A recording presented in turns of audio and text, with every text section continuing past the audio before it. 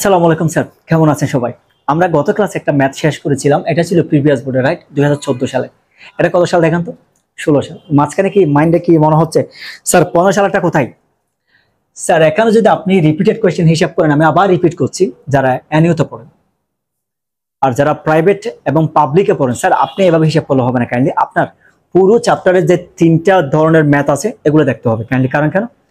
Private আর পাবলিকের মধ্যে কখনো এক্স্যাক্টলি কি হয় না, সেম প্যাটার্নটা ফলো করা হয় না। এটা টিচারের মুডের উপর ডিপেন্ড করে কোনটা কিভাবে করবে। কিন্তু এনইউর ক্ষেত্রে বললে 15 সালে যেটা সেটা ব্যাট রিলেটেড জার্নাল, যেটা আমরা পরবর্তী ম্যাথগুলো করবো। কিন্তু এখানে 16 সালে কি এটা, 17 সালে আবার কি এসে জানেন? 17 সালে আবার ব্যাট রিলেটেড জার্নাল, 18 সালে আবার কি এটা, এইভাবে রিপিটেড। তবে এই দুটোর উপর ইমান আল্লাহ আবার ধরা খাবে, আগেরগুলো দেখে আসতে হবে। ইম্পুটার কিভাবে ভ্যাটটাকে ডিটারমাইন করে, কত টাকা সে ব্যাট পেয়েবল, স্যার কত টাকা দিতে হয়, এগুলো আপনার মনে রাখতে হবে স্যার। শুধু এমনি রিপিটেড ধরে যদি রিস্ক নেন আপনি ভুল করবেন। এখন ধরেন আমাকে একটা কস্ট শীট দেওয়া হলো, ফাইন, এটা দেওয়া আছে। আমাকে রিকোয়ারমেন্টে কি বলছে দেখেন, the company sales is production by adding 20% on total cost. এটাও ডিস্টারবেন্স নেই, কিন্তু আগামী যে ম্যাথটা করাবো এটা সবচাইতে এখানকার ক্রিটিক্যাল। আমি এটা দিয়ে আপনার শেষ করাবো। এই প্যাটার্ন ম্যাথে শুধু 3টা ম্যাথ করাচ্ছি, কারণ এগুলা কখনো ইনশাল্লাহ ফরম্যাটের বাইরে যাবে না। হ্যাঁ, ফরম্যাটের বাইরে একটা ম্যাথ যেতে পারে, এটা প্রিভিয়াস বোর্ডে যদিও বা 3 ভাবে আসে না, মানে ক্রিটিক্যাল পয়েন্টে 3টা জিনিস একসাথে আসে না। এই ক্রিটিক্যাল যে 3টা জিনিস আছে এটা আমি আগামী ক্লাসে যে ম্যাথটা করাবো এটা পুরো দমে দেখাই দিব, একটু বেশি ফোকাস করব। এখন এটা অনেকটা আগেরটার মতো দেখেন, এখানে অ্যাডিংটা করছে টোটাল কস্টের উপরে। ক্রিটিক্যাল কোনটা বলছি জানেন? যেখানে কস্টিং দেওয়া থাকবে, সেলস দেওয়া থাকবে না। এটাকে কিভাবে করবেন তখন, এটা আর বলছে কিরকম ব্যাট পে এজ ইজ ওয়াল। এখন যদি এটা হয়, আপনার সবাই আবার বলবো আমি আগের মতো ফরম্যাটটাকে সামনে নেন, যেটা আমার এখানে। আমি আরেকটু রিপিট করাচ্ছি।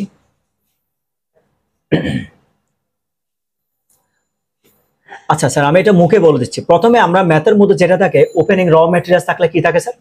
সবার শুরুতে আসে। দয়া করে সামনে রাখেন, ফরম্যাটটা সামনে নেন। ফরম্যাটটা সামনে নিলে স্যার আপনার জন্য ভালো হবে, বুঝতে ইজি হবে।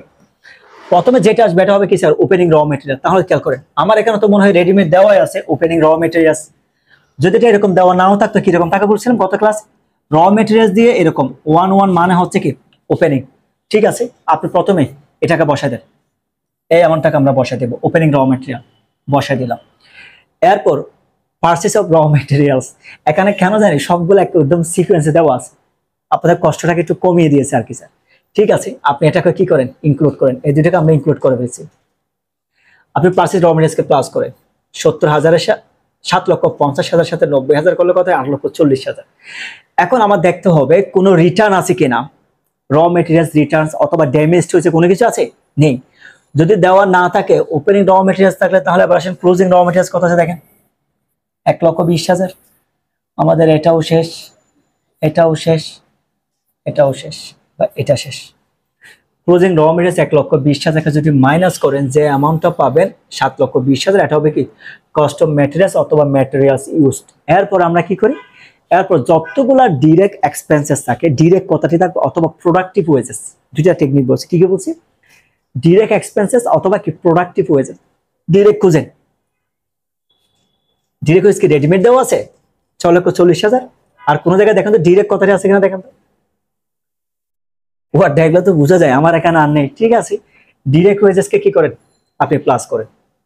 6 লক্ষ কত 40,000-কে প্লাস করলে কত হয়? 13,60,000 হচ্ছে প্রাইম কস্ট। এখন প্রাইম কস্টের সাথে যতগুলা ফ্যাক্টরি ওভারহেড আছে, মানে ফ্যাক্টরি রিলেভেন্ট যতগুলো থাকে, তবে এটা টেকনিক দিয়েছিলাম আমি গত ক্লাসে, বলছিলাম ফ্যাক্টরি রিলেভেন্ট না থাকলে ওয়ার্কস ওভারহেড, কি বলছি আমি? ওয়ার্কস ওভারহেড, এই কথাটি বলছিলাম এই জন্য। এখানে ফ্যাক্টরি রিলেভেন্ট আদার্স কস্ট দেওয়া নেই, সবগুলো রেডিমেড আমাকে দেওয়া আছে একসাথে করে। এটা হলো আমার কপাল ভালো, পড়াতে ইজি হচ্ছে, আপনার কপালও ভালো, রেডিমেড পেয়ে যাচ্ছে। তাহলে ওয়ার্কস ওভারহেড যে কথা, ফ্যাক্টরি ওভারহেড কি বলছি স্যার আমি, একই কথা। এগুলো মনে রাখতে হবে, আদার নামগুলো। আপনারা অনেকে বলেন কি জানেন, স্যার কোয়েশ্চেন কঠিন হয়। বিশ্বাস করবেন স্যার, কোয়েশ্চেন কখনো কঠিন হয় না। আপনাদের একটা লিমিটেশন থাকে। লিমিটেশন কিরকম জানেন? আপনারা অল্টারনেটিভ নামগুলো একটু দেখে যান। আমার মনে হয় না ম্যাথের একটা লিমিটেশন আছে, আপনাদের না ম্যাথের লিমিটেশন। ম্যাথ আপনি যদি কর্সশিট করতে চান, এটা কখনো ফরম্যাটের বাইরে যেতেই পারে না। আপনি যে ফরম্যাটটা দেখে নেন, স্টেপগুলো মনে রাখেন, ভালো করে প্র্যাকটিস করে আয়ত্ত রাখেন, পারবেন। এখন আপনি কি করলেন, ফরম্যাট মুখস্থ করছেন, কোনো ম্যাথ প্র্যাকটিসে করেন নাই, তো আপনার মনে হবে ম্যাথ কঠিন হয়েছে অথবা অনেক ক্রিটিক্যাল হয়েছে, আমি বুঝতে পারি ধরতে পারিনি।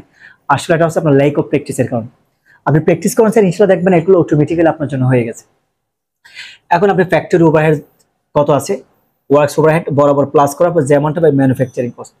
এখন ম্যানুফ্যাকচারিং কস্টের সাথে আপনি ওপেনিং ওয়ার্কিং প্রোগ্রেস বা প্রসেস যেটা আছে এটাকে প্লাস করেন। কত আছে স্যার? 1,80,000 যদি প্লাস করেন কত হয়? দুইটা 17 লক্ষ টাকা। এবার ক্লোজিং ওয়ার্কিং প্রসেস দেখেন 80,000, এটাকে মাইনাস করেন। মাইনাস করলে যেটা থাকে এটা হবে কস্ট অফ গুডস ম্যানুফ্যাকচার। খেয়াল করেন, এটা কিন্তু আমাদের গত ম্যাথে ছিল না কস্ট অফ গুডস ম্যানুফ্যাকচার, কারণ কি আমরা সরাসরি ম্যানুফ্যাকচারিং কস্টের পর আমরা যেটা বের করেছিলাম এই যে কস্ট অফ গুডস সোল্ড, কারণ এই অংশটা আমার দেওয়া ছিল না। থাকলে আসবে, না থাকলে আপনার জন্য কি আসবে না, কোনো ব্যাপার না। এটা যদি হয়ে যায়, এবার আসেন ফরম্যাট অনুসারে এরপর থাকবে ওপেনিং ফিনিশড গুডস, এটাকে প্লাস করবেন। আর একই সাথে সাথে ক্লোজিং ফিনিশড গুডস 1,75,000 টাকা আপনি মাইনাস করেন, 1,80,000 থেকে প্লাস করেন। আর কত আছে স্যার আমার এখানে? কত আছে? ওপেনিং ফিনিশড গুডস 2,60,000 টাকা প্লাস করেন, 1,75,000 টাকা আপনি মাইনাস করলে যে অ্যামাউন্টটা হয় 17,05,000, এটা হবে কস্ট অফ গুডস সোল্ড। এরপর অ্যাডমিনিস্ট্রেটিভ এন্ড আরেকটা কি সেলিং এক্সপেন্স, দুইটাকে যদি আপনি প্লাস করেন আফটারে 4,10,000 হয়, যে অ্যামাউন্টটা পাবেন এটা টোটাল কস্ট। এখন আমাকে কোয়েশ্চেনের মধ্যে বলা হলো স্যার কি বলা হয়েছে আমাকে, আপনি টোটাল কস্টের উপর কত পার্সেন্ট প্রফিট ধরবেন? 25%। আপনাকে রেডিমেড বলাই আছে, তার মানে আমার টোটাল কস্ট কত আছে? 21,15,000। এবার আপনি দেখেন 21,15,000-এর উপর যদি আপনি কত পার্সেন্ট দেন? 25% কত আসে? 5,80,000। তারপর যে অ্যামাউন্টটা দেবে এটা হবে কি সেলস প্রাইস।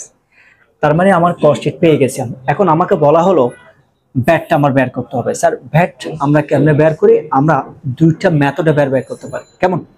আপনি যেটা ভালো লাগে আপনি সেটা করবেন, তবে আগে আপনার বুঝতে হবে এখানে কোনগুলোর উপর আমার ভ্যাট হবে। এক হবে সেলস প্রাইসের উপর, যেটাকে আমরা বলি আউটপুট ভ্যাট। সেলস প্রাইসের উপর কি বলি আমরা? Output VAT. আরেকটা আছে এটাকে বলি কস্ট অফ ম্যাটেরিয়ালস ইউজড, কত আছে? 7,20,000। এই দুইটা জিনিসের উপর আমার ভ্যাট হবে। তো আমরা যেটাকে ইনপুট ভ্যাট বলি, ইনপুট ভ্যাট আমরা সবসময় কিসের উপর ধরি স্যার? পারচেজ কস্টের উপরে। এখানে তো ম্যানুফ্যাকচারিং কস্টের ক্ষেত্রে তো আপনি ইজিলি বুঝতে পারবেন না, কারণ কেন? ইম্পোর্টার হলো আপনি পারচেজ কস্টের উপর ধরে, ম্যানুফ্যাকচারিং কস্ট যেটা হবে ম্যাটেরিয়ালস এর উপর যে একটা কস্ট আসবে এটার উপর ধরবে। তাহলে এবার আপনি আসেন জিনিসটা এখন, তাহলে দেখুন আমার সেলস প্রাইস কত আছে? 26,73,750। এটা উপর 15% ধরে। ওই যে আমার র ম্যাটেরিয়ালস ইউজ কত আছে দেখুন তো স্যার, কত হয়েছে? এই যে 7,20,000 না স্যার? এখানে খেয়াল করে 15%। আমি আবার বলছি স্যার এখানে আমরা দুইটা মেথডে ব্যাটটাকে ক্যালকুলেট করতে পারি, একটা ইনডিরেক্ট সাবট্রাক্টিভ মেথড আর একটা কি ডিরেক্ট সাবট্রাক্টিভ মেথড। এখন ডিপেন্ড করে এটা আপনি কিসের উপর করবেন, আপনার স্যার যেটা ভালো লাগে আপনি সেটা করেন। আমি আপনাকে সাজেস্ট করবো সবচেয়ে ইজিয়েস্ট হচ্ছে কোনটা, এটা কারণ আপনি সরাসরি সেলসের উপর ভ্যাটটাকে ধরেন। একইভাবে ব্যাট র মেটেরিয়ালস ইউজড উপর ভ্যাটটা ধরেন, যেটাকে আমরা বলি কি, আমরা বোঝার জন্য বলছি, এটাকে আমরা বলি আউটপুট ভ্যাট সেলসের উপর যেটা থাকে। অপরদিকে যেটা আপনি র মেটেরিয়ালস ইউজ করেন এটার উপর আমরা বলি কি স্যার? Input VAT. কেমন? তাহলে মাইনাস করেন 2,88,563। অথবা আপনি জিনিসটাকে আরেকভাবে করতে পারেন। কেমনে করতে পারেন? যখন আপনাকে বলবে ডিরেক্ট সাবট্রাক্টিভ মেথড, তখন আপনি সেলিং প্রাইস থেকে ইনপুট ভ্যালু বাদ দেওয়ার পর যে অ্যামাউন্টটা থাকবে এটার উপরে কি ধরেন ভ্যাটটাকে চার্জ করেন। এটা আপনার ইচ্ছে স্যার, দুইটা থেকে যেটা ভালো লাগে আপনি সেটা করবেন, আপনার কনভিনিয়েন্ট। যদি আপনাকে কোন একটা মেথড যদি ডিরেক্টলি বলে দেওয়া থাকে, আবার বলছি ন্যাশনাল ইউনিভার্সিটিতে বলে দেওয়া থাকে না, প্রাইভেট এবং পাবলিকের মধ্যে আপনার কোয়েশ্চেনটা যদি ক্রিটিক্যাল করতে যাই এক্ষেত্রে দুইটা মেথড আপনাকে বলে দেওয়া থাকতে পারে, তখন আপনার এই দুইটা মেথড সম্পর্কে আইডিয়া থাকতে হবে। এই জন্য আমি কভার করে দিচ্ছি। যদি এটা হয়ে যায় আশা করছি আপনাকে এখান থেকে যে কোনো ম্যাথ দেওয়া হোক আপনি ইজিলি পারবেন। তবে হ্যাঁ, এই চ্যাপ্টার একটা সবচেয়ে একটা কমপ্লেক্স ম্যাথ আছে, যেটা আমি আমার পরবর্তী ক্লাসে নেব। আমার পরের ক্লাস যেটা হবে স্যার, এটা হবে এখানকার সবচেয়ে একটা কমপ্লেক্স ম্যাথ। এটা ওই ম্যাথটা যদি আপনি পারেন ইনশাআল্লাহ আপনাকে যে কোনো ম্যাথ দেওয়া আপনি পারবেন। ঠিক আছে, ভালো থাকবেন। আসসালাম।